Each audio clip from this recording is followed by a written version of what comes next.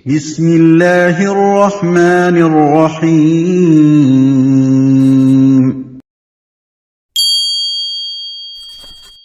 شروع اللہ کے نام سے جو رحمان و رحیم ہے۔ تم پر کچھ گناہ نہیں اگر اپنی عورتوں کو طلاق دے دو قبل اس کے کہ ہاتھ لگانے کی نوبت آئے یا مہر مقرر ہو۔ اس صورت میں انہیں کچھ نہ کچھ دینا ضرور چاہیے۔ خوشحال آدمی اپنی مقدرت کے مطابق اور غریب اپنی مقدرت کے مطابق معروف طریقے سے دے، یہ حق ہے نیک آدمیوں پر۔ اور اگر تم نے ہاتھ لگانے سے پہلے طلاق دی ہو لیکن مہر مقرر کیا جا چکا ہو تو اس صورت میں نصف مہر دینا ہوگا۔ یہ اور بات ہے کہ عورت نرمی برتے اور مہر نہ لے، یا وہ مرد جس کے اختیار میں عقد نکاح ہے نرمی سے کام لے اور پورا مہر دے دے۔ اور تم یعنی مرد نرمی سے کام لو تو یہ تقوی سے زیادہ مناسبت رکھتا ہے۔ آپس کے معاملات میں فیاضی کو نہ بھولو، تمہارے اعمال کو اللہ دیکھ رہا ہے۔ اپنی نمازوں کی نگہداشت رکھو، خصوصاً ایسی نماز کی جو محاسن صلاۃ کی جامع ہو۔ اللہ کے آگے اس طرح کھڑے ہو جیسے فرما بردار غلام کھڑے ہوتے ہیں۔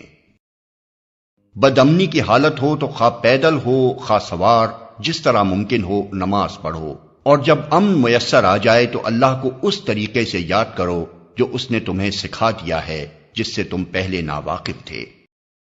تم میں سے جو لوگ وفات پائیں اور پیچھے بیویاں چھوڑ رہے ہوں، ان کو چاہیے کہ اپنی بیویوں کے حق میں یہ وصیت کر جائیں کہ 1 سال تک ان کو نان و نفقہ دیا جائے اور وہ گھر سے نہ نکالی جائیں۔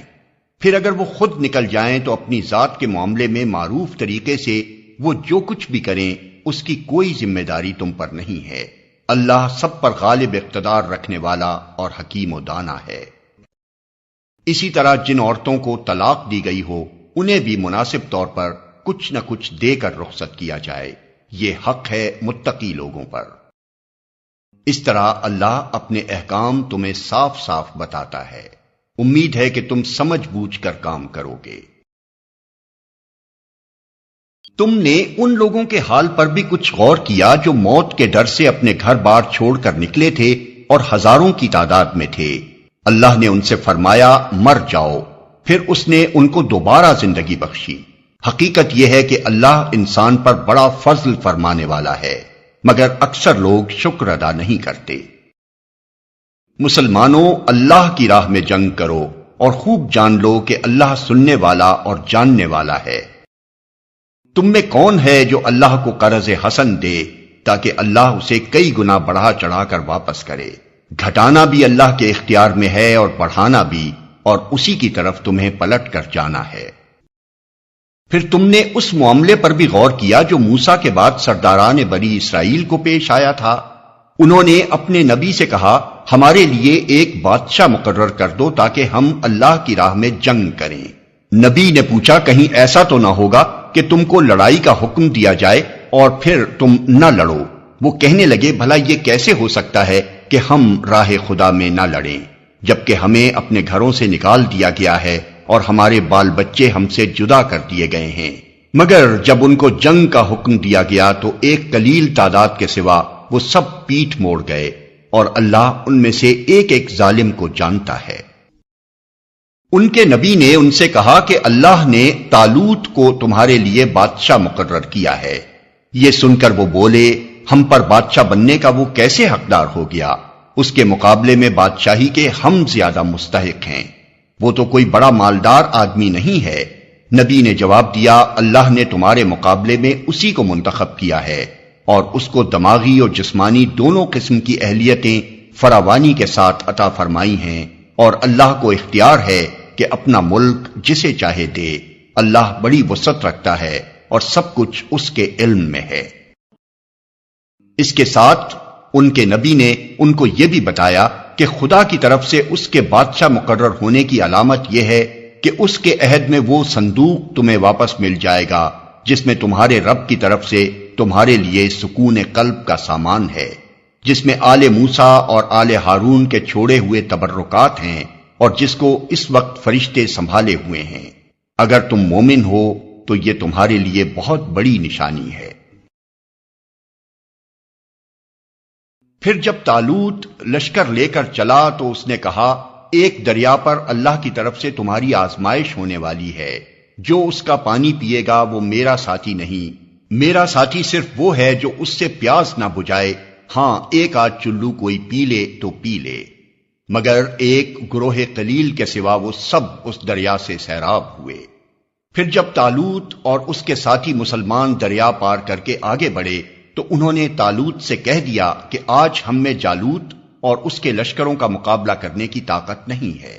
لیکن جو لوگ یہ سمجھتے تھے کہ انہیں ایک دن اللہ سے ملنا ہے، انہوں نے کہا، بارہا ایسا ہوا ہے کہ ایک قلیل گروہ اللہ کے اذن سے ایک بڑے گروہ پر غالب آ گیا ہے، اللہ صبر کرنے والوں کا ساتھی ہے۔ اور جب وہ جالوت اور اس کے لشکروں کے مقابلے پر نکلے تو انہوں نے دعا کی، اے ہمارے رب، ہم پر صبر کا فیضان کر، ہمارے قدم جما دے اور اس کافر گروہ پر ہمیں فتح نصیب کر۔ آخر کار اللہ کے اذن سے انہوں نے کافروں کو مار بھگایا، اور داؤد نے جالوت کو قتل کر دیا، اور اللہ نے اسے سلطنت اور حکمت سے نوازا، اور جن جن چیزوں کا چاہا اس کو علم دیا۔ اگر اس طرح اللہ انسانوں کے ایک گروہ کو دوسرے گروہ کے ذریعے سے ہٹاتا نہ رہتا تو زمین کا نظام بگڑ جاتا، لیکن دنیا کے لوگوں پر اللہ کا بڑا فضل ہے کہ وہ اس طرح دفع فساد کا انتظام کرتا رہتا ہے۔ یہ اللہ کی آیات ہیں جو ہم ٹھیک ٹھیک تم کو سنا رہے ہیں، اور تم یقیناً ان لوگوں میں سے ہو جو رسول بنا کر بھیجے گئے ہیں۔ یہ رسول جو ہماری طرف سے انسانوں کی ہدایت پر مامور ہوئے، ہم نے ان کو ایک دوسرے سے بڑھ چڑھ کر مرتبے عطا کیے۔ ان میں کوئی ایسا تھا جس سے خدا خود ہم کلام ہوا، کسی کو اس نے دوسری حیثیتوں سے بلند درجے دیے، اور آخر میں عیسیٰ ابن مریم کو روشن نشانیاں عطا کی اور روح پاک سے اس کی مدد کی۔ اگر اللہ چاہتا تو ممکن نہ تھا کہ ان رسولوں کے بعد جو لوگ روشن نشانیاں دیکھ چکے تھے وہ آپس میں لڑتے، مگر اللہ کی مشیت یہ نہ تھی کہ وہ لوگوں کو جبراً اختلاف سے روکے، اس وجہ سے انہوں نے باہم اختلاف کیا، پھر کوئی ایمان لایا اور کسی نے کفر کی راہ اختیار کی۔ ہاں اللہ چاہتا تو وہ ہرگز نہ لڑتے، مگر اللہ جو چاہتا ہے کرتا ہے۔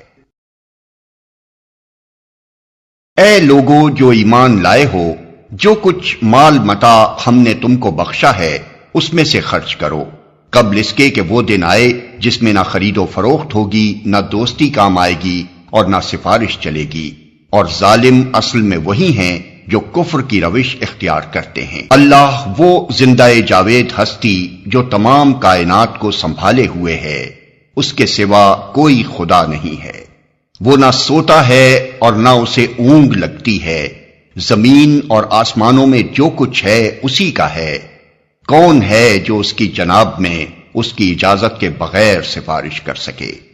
جو کچھ بندوں کے سامنے ہے اسے بھی وہ جانتا ہے، اور جو کچھ ان سے اوجھل ہے اس سے بھی وہ واقف ہے، اور اس کی معلومات میں سے کوئی چیز ان کی گرفت ادراک میں نہیں آ سکتی الا یہ کہ کسی چیز کا علم وہ خود ہی ان کو دینا چاہے۔ اس کی حکومت آسمانوں اور زمین پر چھائی ہوئی ہے، اور ان کی نگہبانی اس کے لیے کوئی تھکا دینے والا کام نہیں ہے، بس وہی ایک بزرگ و برتر ذات ہے۔ دین کے معاملے میں کوئی زور زبردستی نہیں ہے، صحیح بات غلط خیالات سے الگ چھانٹ کر رکھ دی گئی ہے۔ اب جو کوئی طاغوت کا انکار کر کے اللہ پر ایمان لے آیا، اس نے ایک ایسا مضبوط سہارا تھام لیا جو کبھی ٹوٹنے والا نہیں، اور اللہ جس کا سہارا اس نے لیا ہے سب کچھ سننے اور جاننے والا ہے۔ جو لوگ ایمان لاتے ہیں ان کا حامی و مددگار اللہ ہے، اور وہ ان کو تاریکیوں سے روشنی میں نکال لاتا ہے، اور جو لوگ کفر کی راہ اختیار کرتے ہیں ان کے حامی و مددگار طاغوت ہیں، اور وہ انہیں روشنی سے تاریکیوں کی طرف کھینچ لے جاتے ہیں۔ یہ آگ میں جانے والے لوگ ہیں جہاں یہ ہمیشہ رہیں گے۔ کیا تم نے اس شخص کے حال پر غور نہیں کیا جس نے ابراہیم سے جھگڑا کیا تھا؟ جھگڑا اس بات پر کہ ابراہیم کا رب کون ہے، اور اس بنا پر کہ اس شخص کو اللہ نے حکومت دے رکھی تھی۔ جب ابراہیم نے کہا میرا رب وہ ہے جس کے اختیار میں زندگی اور موت ہے، تو اس نے جواب دیا زندگی اور موت میرے اختیار میں ہے۔ ابراہیم نے کہا اچھا اللہ سورج کو مشرق سے نکالتا ہے، تو ذرا اسے مغرب سے نکال لا۔ یہ سن کر وہ منکر حق ششدر رہ گیا، مگر اللہ ظالموں کو راہ راست نہیں دکھایا کرتا۔ یا پھر مثال کے طور پر اس شخص کو دیکھو جس کا گزر ایک ایسی بستی پر ہوا جو اپنی چھتوں پر اوندھی گری پڑی تھی۔ اس نے کہا یہ آبادی جو ہلاک ہو چکی ہے اسے اللہ کس طرح دوبارہ زندگی بخشے گا؟ اس پر اللہ نے اس کی روح قبض کر لی اور وہ 100 برس تک مردہ پڑا رہا۔ پھر اللہ نے اسے دوبارہ زندگی بخشی اور اس سے پوچھا بتاؤ کتنی مدت پڑے رہے ہو؟ اس نے کہا 1 دن یا چند گھنٹے رہا ہوں گا۔ فرمایا تم پر 100 برس اسی حالت میں گزر چکے ہیں۔ اب ذرا اپنے کھانے اور پانی کو دیکھو کہ اس میں ذرا تغیر نہیں آیا ہے۔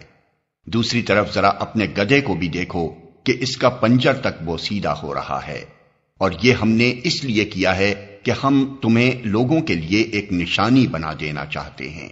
پھر دیکھو کہ ہڈیوں کے اس پنجر کو ہم کس طرح اٹھا کر گوشت پوست اس پر چڑھاتے ہیں۔ اس طرح جب حقیقت اس کے سامنے بالکل نمایاں ہو گئی تو اس نے کہا میں جانتا ہوں کہ اللہ ہر چیز پر قدرت رکھتا ہے۔ اور وہ واقعہ بھی پیش نظر رہے جب ابراہیم نے کہا تھا میرے مالک مجھے دکھا دے تو مردوں کو کیسے زندہ کرتا ہے۔ فرمایا کیا تو ایمان نہیں رکھتا؟ اس نے عرض کیا ایمان تو رکھتا ہوں مگر دل کا اطمینان درکار ہے۔ فرمایا اچھا تو 4 پرندے لے اور ان کو اپنے سے مانوس کر لے، پھر ان کا ایک ایک جز ایک ایک پہاڑ پر رکھ دے، پھر ان کو پکار، وہ تیرے پاس دوڑے چلے آئیں گے۔ خوب جان لے کہ اللہ نہایت با اقتدار اور حکیم ہے۔ جو لوگ اپنے مال اللہ کی راہ میں صرف کرتے ہیں ان کے خرچ کی مثال ایسی ہے جیسے ایک دانہ بویا جائے اور اس میں سے 7 بالیں نکلیں اور ہر بال میں 100 دانے ہوں۔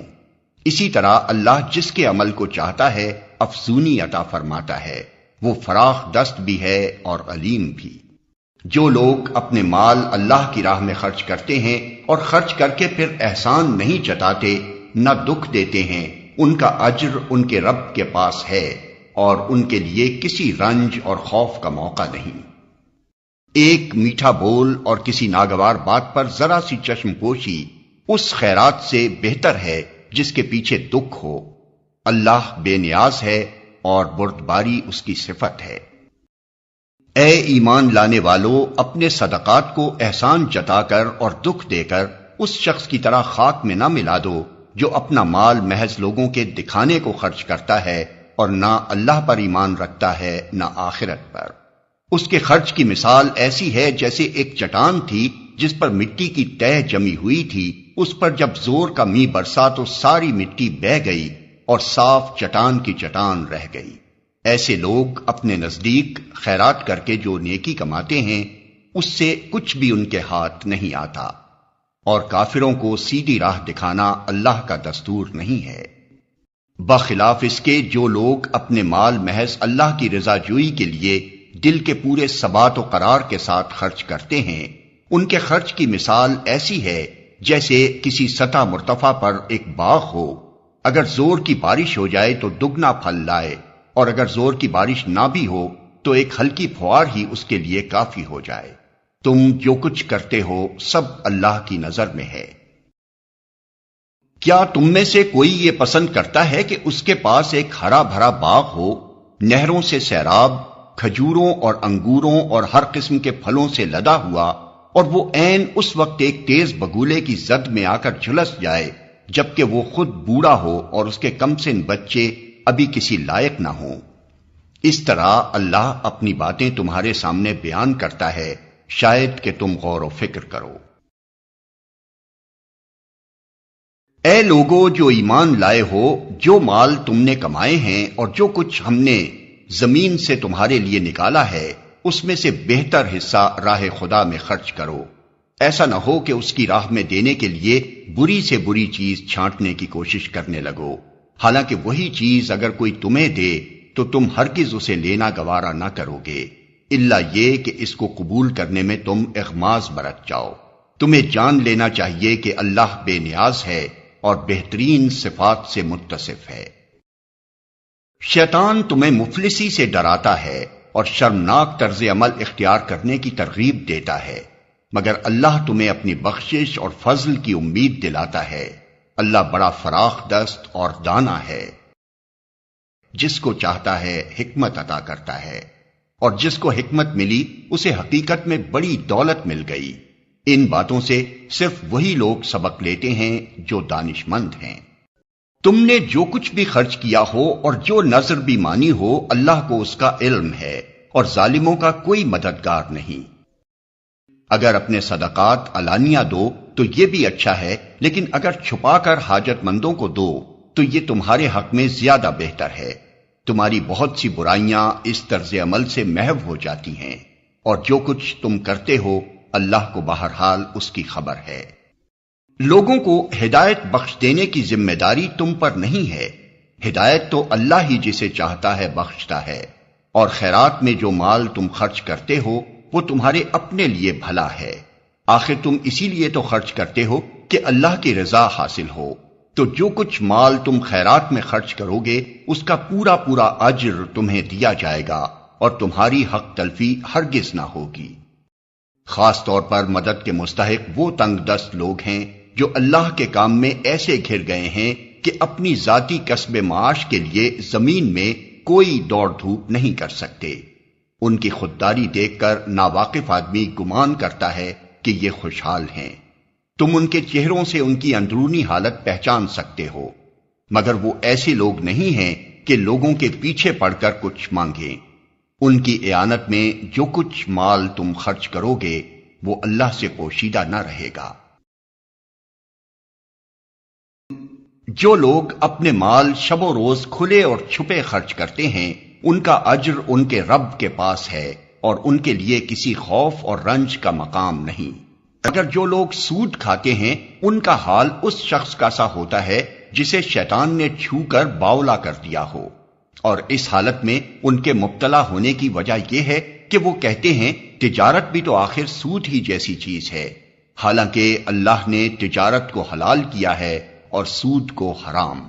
لہذا جس شخص کو اس کے رب کی طرف سے یہ نصیحت پہنچے اور آئندہ کے لیے وہ سود خواری سے باز آ جائے تو جو کچھ وہ پہلے کھا چکا سو کھا چکا، اس کا معاملہ اللہ کے حوالے ہے، اور جو اس حکم کے بعد پھر اسی حرکت کا اعادہ کرے وہ جہنمی ہے جہاں وہ ہمیشہ رہے گا۔ اللہ سود کا مٹھ مار دیتا ہے اور صدقات کو نشو و نما دیتا ہے، اور اللہ کسی ناشکرے بد عمل انسان کو پسند نہیں کرتا۔ ہاں، جو لوگ ایمان لے آئیں اور نیک عمل کریں اور نماز قائم کریں اور زکوٰۃ دیں ان کا اجر بے شک ان کے رب کے پاس ہے، اور ان کے لیے کسی خوف اور رنج کا موقع نہیں۔ اے لوگو جو ایمان لائے ہو، خدا سے ڈرو اور جو کچھ تمہارا سود لوگوں پر باقی رہ گیا ہے اسے چھوڑ دو اگر واقعی تم ایمان لائے ہو۔ لیکن اگر تم نے ایسا نہ کیا تو آگاہ ہو جاؤ کہ اللہ اور اس کے رسول کی طرف سے تمہارے خلاف اعلان جنگ ہے۔ اب بھی توبہ کر لو اور سود چھوڑ دو تو اپنا اصل سرمایہ لینے کے تم حقدار ہو۔ نہ تم ظلم کرو نہ تم پر ظلم کیا جائے۔ تمہارا قرضدار تنگ دست ہو تو ہاتھ کھلنے تک اسے مہلت دو، اور جو صدقہ کر دو تو یہ تمہارے لیے زیادہ بہتر ہے اگر تم سمجھو۔ اس دن کی رسوائی و مصیبت سے بچو جبکہ تم اللہ کی طرف واپس ہوگے، وہاں ہر شخص کو اس کی کمائی ہوئی نیکی یا بدی کا پورا پورا بدلہ مل جائے گا، اور کسی پر ظلم ہرگز نہ ہوگا۔ لوگوں جو ایمان لائے ہو، جب کسی مقرر مدت کے لیے تم آپس میں قرض کا لین دین کرو تو اسے لکھ لیا کرو۔ فریقین کے درمیان انصاف کے ساتھ ایک شخص دستاویز تحریر کرے۔ جسے اللہ نے لکھنے پڑھنے کی قابلیت بخشی ہو اسے لکھنے سے انکار نہ کرنا چاہیے۔ وہ لکھے اور املا وہ شخص کرائے جس پر حق آتا ہے، یعنی قرض لینے والا، اور اسے اللہ اپنے رب سے ڈرنا چاہیے کہ جو معاملہ طے ہوا ہو اس میں کوئی کمی بیشی نہ کرے۔ لیکن اگر قرض لینے والا خود نادان یا ضعیف ہو یا املا نہ کرا سکتا ہو تو اس کا ولی انصاف کے ساتھ املا کرائے۔ پھر اپنے مردوں میں سے 2 آدمیوں کی اس پر گواہی کرا لو، اور اگر 2 مرد نہ ہوں تو 1 مرد اور 2 عورتیں ہوں، تاکہ ایک بھول جائے تو دوسری اسے یاد دلا دے۔ یہ گواہ ایسے لوگوں میں سے ہونے چاہیے جن کی گواہی تمہارے درمیان مقبول ہو۔ گواہوں کو جب گواہ بننے کے لیے کہا جائے تو انہیں انکار نہ کرنا چاہیے۔ معاملہ خواہ چھوٹا ہو یا بڑا، میعاد کی تعیین کے ساتھ اس کی دستاویز لکھوا لینے میں تساہل نہ کرو۔ اللہ کے نزدیک یہ طریقہ تمہارے لیے زیادہ مبنی بر انصاف ہے۔ اس سے شہادت قائم ہونے میں زیادہ سہولت ہوتی ہے اور تمہارے شکوک و شبہات میں مبتلا ہونے کا امکان کم رہ جاتا ہے۔ ہاں، جو تجارتی لین دین دست بدست تم لوگ آپس میں کرتے ہو، اس کو نہ لکھا جائے تو کوئی حرج نہیں، مگر تجارتی معاملے طے کرتے وقت گواہ کر لیا کرو۔ کاتب اور گواہ کو ستایا نہ جائے، ایسا کرو گے تو گناہ کا ارتکاب کرو گے۔ اللہ کے غضب سے بچو، وہ تم کو صحیح طریقے عمل کی تعلیم دیتا ہے اور اسے ہر چیز کا علم ہے۔ اگر تم سفر کی حالت میں ہو اور دستاویز لکھنے کے لیے کوئی کاتب نہ ملے تو رہن بالقبض پر معاملہ کرو۔ اگر تم میں سے کوئی شخص دوسرے پر بھروسہ کر کے اس کے ساتھ کوئی معاملہ کرے تو جس پر بھروسہ کیا گیا ہے اسے چاہیے کہ امانت ادا کرے اور اللہ اپنے رب سے ڈرے، اور شہادت ہرگز نہ چھپاؤ۔ جو شہادت چھپاتا ہے اس کا دل گناہ میں آلودہ ہے، اور اللہ تمہارے اعمال سے بے خبر نہیں ہے۔ آسمانوں اور زمین میں جو کچھ ہے سب اللہ کا ہے۔ تم اپنے دل کی باتیں خواہ ظاہر کرو یا چھپاؤ، اللہ بہرحال ان کا حساب تم سے لے لے گا۔ پھر اسے اختیار ہے جسے چاہے معاف کر دے اور جسے چاہے سزا دے، وہ ہر چیز پر قدرت رکھتا ہے۔ رسول اس ہدایت پر ایمان لایا ہے جو اس کے رب کی طرف سے اس پر نازل ہوئی ہے، اور جو لوگ اس رسول کے ماننے والے ہیں انہوں نے بھی اس ہدایت کو دل سے تسلیم کر لیا ہے۔ یہ سب اللہ اور اس کے فرشتوں اور اس کی کتابوں اور اس کے رسولوں کو مانتے ہیں، اور ان کا قول یہ ہے کہ ہم اللہ کے رسولوں کو ایک دوسرے سے الگ نہیں کرتے، ہم نے حکم سنا اور اطاعت قبول کی۔ مالک، ہم تجھ سے خطا بخشی کے طالب ہیں اور ہمیں تیری ہی طرف پلٹنا ہے۔ اللہ کسی متنفس پر اس کی مقدرت سے بڑھ کر ذمہ داری کا بوجھ نہیں ڈالتا۔ ہر شخص نے جو نیکی کمائی ہے اس کا پھل اسی کے لیے ہے، اور جو بدی سمیٹی ہے اس کا وبال اسی پر ہے۔ ایمان لانے والو، تم یوں دعا کیا کرو: اے ہمارے رب، ہم سے بھول چوک میں جو قصور ہو جائیں ان پر گرفت نہ کر۔ مالک، ہم پر وہ بوجھ نہ ڈال جو تو نے ہم سے پہلے لوگوں پر ڈالے تھے۔ پروردگار، جس بار کو اٹھانے کی طاقت ہم میں نہیں ہے وہ ہم پر نہ رکھ، ہمارے ساتھ نرمی کر، ہم سے درگزر فرما، ہم پر رحم کر، تو ہمارا مولا ہے، کافروں کے مقابلے میں ہماری مدد کر۔